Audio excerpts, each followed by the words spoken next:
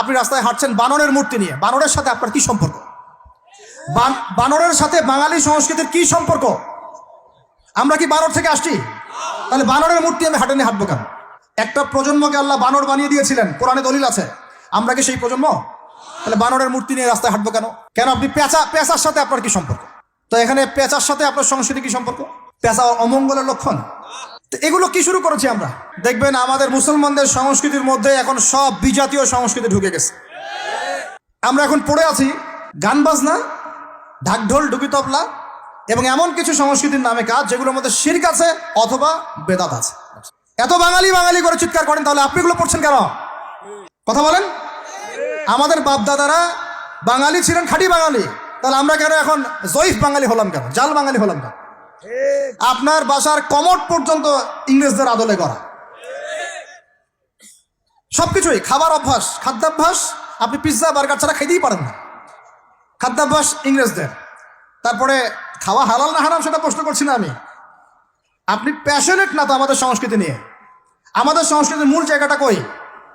একটা বাড়িতে, একটা বিয়ে বাড়িতে যদি গানও বাজে, সেটাও বাজবে হিন্দি গান, সেটাও বাজবে ইংলিশ গান। মানে আপনি গানটাও যদি শুনেনও একটা বাংলা গান শুনতে পারেন না, কারণ যে বাংলা ভাষার জন্য আপনি জীবন দিয়েছেন বলে দাবি করছেন, ওই চেতনাও আপনার মধ্যে আর বাকি নাই। ভাষার দিবস যখন আসে আমরা তখন একটা শোডাউন করার চেষ্টা করি, শহীদ মিনারে ফুল দেওয়ার চেষ্টা করি, আর সারা বছর আমার বাসায় চলে হিন্দি গান, ইংরেজি গান ইত্যাদি ইত্যাদি, হিন্দি সিনেমা, ইংরেজি সিনেমা। তো সংস্কৃতির কোন জায়গায় বাঙালিত্ব ধরে রাখতে পারলাম? পোশাক আশাক পরছি, কোন পোশাকটা বাঙালির সাথে মেলে? জুব্বা, দাড়ি টুপি, নাকি জিন্সের প্যান্ট আর গেঞ্জি? বলেন। শেরে বাংলা একে ফজলুল হকের দিকে তাকান, মৌলানা ভাসানের দিকে তাকান, বঙ্গবন্ধু শেখ মুজিবুর রহমানের দিকে তাকান, তাদের পোশাকগুলোকে দেখেন। কি পোশাক ছিল? Shirt pant, shirt pant. তাহলে আপনি পড়ছেন কেন? এত বাঙালি বাঙালি করে চিৎকার করেন, তাহলে আপনি এগুলো পড়ছেন কেন? কথা বলেন। আমাদের বাপদাদারা বাঙালি ছিলেন, খাঁটি বাঙালি, তাহলে আমরা কেন এখন জয়ীফ বাঙালি হলাম কেন? জাল বাঙালি হলাম কেন? আপনার বাসার কমোড পর্যন্ত ইংরেজদের আদলে করা। সবকিছুই খাবার অভ্যাস, খাদ্যাভ্যাস, আপনি পিৎজা বার্গার ছাড়া খেতেই পারেন না, খাদ্যাভ্যাস ইংরেজদের। তারপরে খাওয়া হালাল না হারাম সেটা প্রশ্ন করছি না আমি, আপনি প্যাশনেট না তো আমাদের সংস্কৃতি নিয়ে। আমাদের সংস্কৃতির মূল জায়গাটা কই? পাঞ্জাবি পায়জামা তো পড়ছেন না, এটা আমাদের সংস্কৃতি ছিল। ঢিলে ঢালা পোশাক পরতাম। আমাদের সংস্কৃতি ছিল মাছে ভাতে বাঙালি। ওই মাছ তো ফরমালিন দিয়ে সব নষ্ট করে ফেলেছেন। মাছেও ভেজাল, ভাতেও ভেজাল, পুকুর সব ভরাট করে ফেলতেছেন, নদীগুলো শুকায় যাচ্ছে। নদীমাতৃক বাংলাদেশ, নদী কোথায়? নদীতে পানি কোথায়? বলেন। পানির ন্যায্য হিস্সাই বা কোথায়? আমাদের কি পানির ন্যায্য হিস্সা দেওয়া হচ্ছে? তাহলে আমরা কি দাস হয়ে থাকবো নাকি? আল্লাহ পাক আমাদেরকে বোঝার তৌফিক দান করেন। সংস্কৃতি দেখেন, সংস্কৃতি কি ছিল আমাদের? আমাদের বাপদাদাদের যুগটা চলে যান, ওই ফজরের আগে তারা ঘুম থেকে উঠতেন। আসসালাতু খায়রুম মিনান নাওম, কানে গেলে ঘুম থেকে উঠে যাইতেন, নামাজ পড়তেন। বাংলার ঘরে ঘরে কোরআন তেলাওয়াত শোনা যাইত। এখন কি শোনা যায়? ফজরে পুরা ঘুম। প্রথম কাতারে আপনি যে কটা মানুষকে পাবেন, তার মধ্যে 90% দাড়ি পাকা। যুবকদেরকে আপনি পাবেন না। এরা ঘুমাচ্ছে রাত 3টায় 4টায়, 3-4টা পর্যন্ত এরা ফেসবুক, ইউটিউব, টিকটক এবং মেয়েদের সাথে হারাম অ্যাফেয়ার্স। এই ছেলেরা কি আদতে বাঙালি? এরা কি বাঙালি? না আমরা মুসলমান হতে পেরেছি ঠিক মতো, না বাঙালি হতে পেরেছি ঠিক মতো। যখন ইংরেজ বিরোধী বিদ্রোহ চলছিল না, তখন বাঙালিরাও কবিতা লিখেছিল হিন্দিতে। আপনারা তো এগুলো হিস্ট্রি পড়েনও না। তখন তারা বলতেন, একটা স্লোগান দিতেন, सरफरोशी की तमन्ना अब हमारे दिल में है, देखना है जोर कितना बाजुए कातिल में है। বুঝেন না এই কথা? আমাদের মনের মধ্যে এখন सरफरोशी की तमन्ना, স্বাধীনতার চেতনা আমাদের মনের মধ্যে এসেছে। দেখার বাকি আছে জালেমের বাহুতে কত শক্তি আছে। আপনারা এখন কাজী নজরুল ইসলামের কবিতা পড়েন না? এক ভাই কবিতা আবৃত্তি করেছিলেন এখানে, খুব সুন্দর হয়েছে, মাশাআল্লাহ মাশাআল্লাহ। এগুলোর চর্চা কোথায়? সংস্কৃতি নিয়ে যে আমরা এত বড়াই করি, বলেন বাঙালির সংস্কৃতির চর্চা কোথায়? কাজী নজরুল ইসলামের কবিতা আমরা আমাদের পাঠ্যপুস্তকে পড়েছি। ওমর রাদিয়াল্লাহু আনহুকে নিয়ে কবিতা ছিল, মনে আছে? মনে নেই, ভুলে গেছেন? আমরা পড়েছি। মনে নেই আপনাদের? আস্তাগফিরুল্লাহ। উমর ইবনে খাত্তাব আমিরুল মুমিনিন, তোমার কি জানি, তোমার স্মৃতি আজানের ধ্বনি না, জানে না মুয়াজ্জিন, আমি ভুলে গেছি, অনেকদিন আগে পড়াইগুলো, আমি চর্চা এখন করি না। তো মুয়াজ্জিন জানে না যে হে আমিরুল মুমিনিন, তোমার স্মৃতিতেই এই আজান দেয়া হচ্ছে, মানে আমিরুল মুমিনিনের যে স্বপ্ন, এখান থেকে কিন্তু আজানের ইয়াটা আসছে। আর যায়েদ ইবনে সাবিত রাদিয়াল্লাহু আনহুর স্বপ্ন থেকে তিনি হেঁটে যাচ্ছেন, একবার উটের পিঠে ভৃত্যকে বসালেন আর ভৃত্যকে নামালেন, তিনি উঠলেন, উনি নামলেন, ভৃত্যকে উঠালেন, এভাবে পায়ে হেঁটে হেঁটে বাইতুল মুকাদ্দাস পর্যন্ত গেলেন। জানেন না আপনারা এগুলো ঘটনা? কোথায় এগুলো, কোথায় এখন বলেন? আছে পাঠ্যপুস্তকে? ঢাক, ঢোল, ডুগি, তবলা, কি শুরু করেছেন আপনারা? আসলে আসলে বাঙালি সংস্কৃতি বলতে কি বোঝাচ্ছেন? আহমেদ সফার নাম শুনেছেন? তাকে ছাড়া আপনি বাঙালি সংস্কৃতি কোথায় পাবেন? এই বাঙালি সংস্কৃতির ভিতরে এই যে ওলামায়ে কেরামের অবদান, এটা আপনি কিভাবে অস্বীকার করছেন? আমরা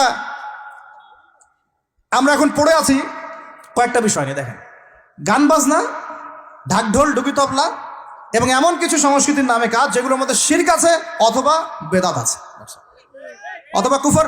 আপনি রাস্তায় হাঁটছেন বানরের মূর্তি নিয়ে, বানরের সাথে আপনার কি সম্পর্ক? বানরের সাথে বাঙালি সংস্কৃতির কি সম্পর্ক? আমরা কি বানর থেকে আসছি? তাহলে বানরের মূর্তি আমি হাঁটে নিয়ে হাঁটবো কেন? বানর থেকে আসছে কারা? ওই যে শনিবারে যারা মাছ ধরতে নিষেধ করা হয়েছিল, তারপরেও মাছ ধরেছে, আল্লাহ পাক বলছেন ওদেরকে বানর বানিয়ে দিয়েছে। জানেন এটা? পড়েন, পড়াশোনা করেন। পড়াশোনা না করলে আমার সব কথা বুঝতে পারবেন না হয়তোবা। যদি বুঝতে না পারেন আরো একবার লেকচার শুনেন, রিপিটেড শুনেন, তারপরে আবার চেক করেন, ক্রস চেক করেন। একটা প্রজন্মকে আল্লাহ বানর বানিয়ে দিয়েছিলেন, কোরআনে দলিল আছে। আমরা কি সেই প্রজন্ম? তাহলে বানরের মূর্তি নিয়ে রাস্তায় হাঁটবো কেন? কেন আপনি পেঁচার সাথে আপনার কি সম্পর্ক? পেঁচা কি আমার ভাগ্যের প্রতীক? হাত থেকে যদি কিছু পড়ে যায়, আমাদের অনেকে বলে যে একটু বসে যান, অমঙ্গল হতে পারে। চিরুনি পড়ে গেলে বলে যে মেহমান আসতে পারে। বিড়াল সামন দিয়ে চলে গেলে বলে একটু বসে যায়, অমঙ্গল হতে পারে। ইসলাম কি বলছে জানেন? যখনই মনের মধ্যে কোনো কুলক্ষণ আসবে, আপনি পড়বেন, আমার সাথে বলেন, আপনি পড়বেন আল্লাহুম্মা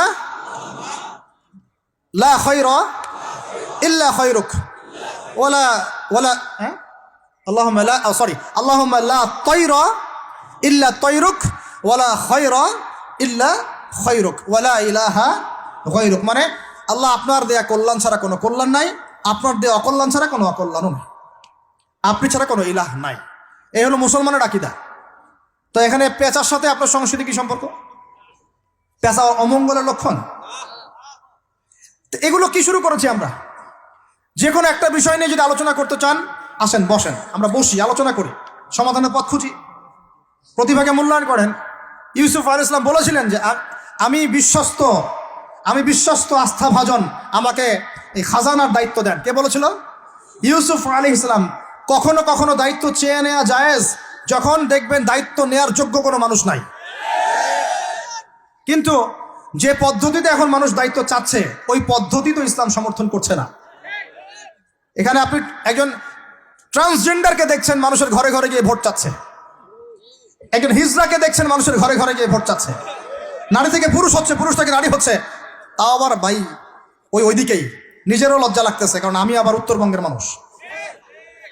তো এখন কথা হচ্ছে যে এইটা তো সিস্টেম না, প্রতিভাকে মূল্যায়ন করতে হবে। আপনাদেরকে আল্লাহ পাক তৌফিক দান করেন, বলেন আমিন।